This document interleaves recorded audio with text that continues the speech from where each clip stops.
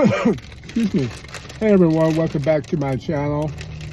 I want to talk about the evolution of my gun experience. It has started back maybe about 5 years ago. No, 7 years ago. For the longest time, I was afraid of getting a gun. I didn't know to get a gun. I thought it was some super extreme law to get a gun, and you know your firstborn, you know, that type of thing. Yeah, I realized gun ownership is very easy to get. If you got a valid driver license in that state that you're in, and you have not having felonies behind your name. But it started out as crazy. I wanted a gun, but never thought I could. I've had slingshots thinking that was a way to protect my family. I know that's so silly. I literally had a slingshot going in the backyard, and don't get me wrong, some people with the right hands, it can do some damage. And I guess if it's good enough for David and Goliath, or at least David, Goliath probably not think too well about it, but that's the silliness. Then I went to pellets, BBs, and thinking that was a way. And then no, I saw a sign for burner. I was driving and I saw the ungun, you don't need a license. And I said, hey, I don't need a license. I don't have to go to the rigmarole and get a gun. I got a burner, just like you, delve into the burner world. Burner.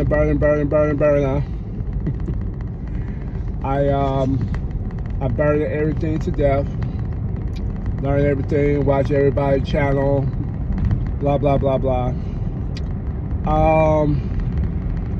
Then about a year ago, no, it's going a year and a half, I said to myself, okay, why not get a gun?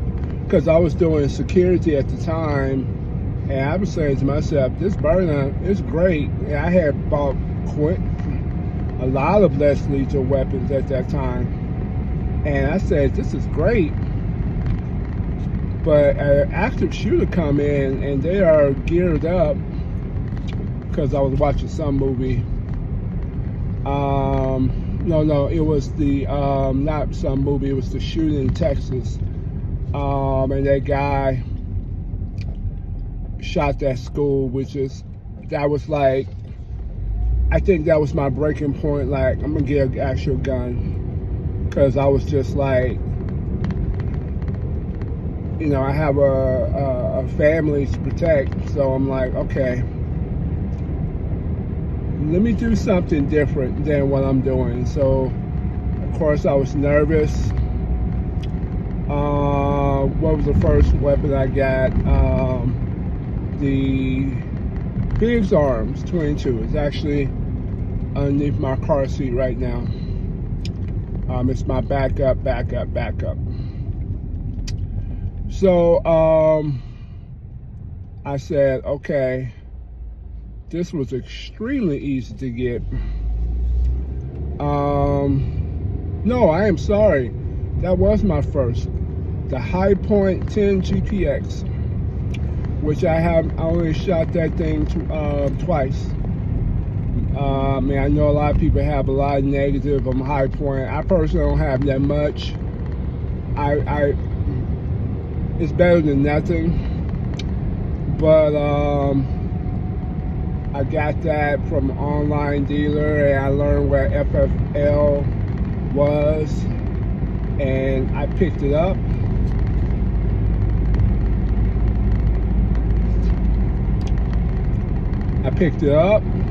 Was nervous, went to everybody YouTube how to load. I didn't even know how to load it. Then I went to a gun class because my thing was to get a concealed carry license, because that's how I knew it. For many years, for other states, you had to get a concealed carry license to get a gun. But where the region I am, you just gotta have a pulse to get a gun, and the money and a driver license. It don't even have to be accurate. But as long as you're in the same state, they're not gonna ask questions. But anyway, I went to the range. I didn't know how to put the thing in. I didn't know what magazine and chamber and racking. And sometimes I still don't know all the mechanics and ballistic, and I watch all these videos. All I know is at this point now, it's different. I carry lethal and I carry less lethal. And the more I carry my lethal, I'm like, I need to have my less lethal more, because there's some situation when people mouth off and you can see they don't have anything and they keep getting aggression. Sometimes you just need something to make them know, hey, and then you just go ahead and whatever happens, happens. And once again, I'm not condoning violence of any portion, but I do believe in protecting yourself, right? So that is my evolution with guns and less lethal and everything in between. Am I passionate about this stuff still? I am, but not watching channels every day. I love putting out the content I have because I'm hoping you like-minded like me. You believe in safety. It's either you carry less lethal, or you carry lethal, or you carry both.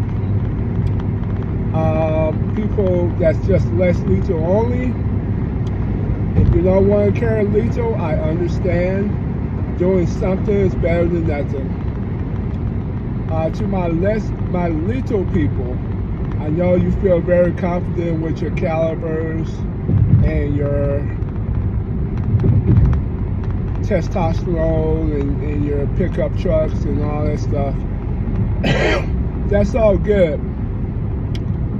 But when you're shooting this lethal weapon, pun intended, Dan Glover, Mel Gibson, are you aware the lethal consequences of your actions? The best self-defense, I'm gonna always say, is not to be there in the first place. Unless you was in my situation where you had a person following me, and then you have to do what you have to do.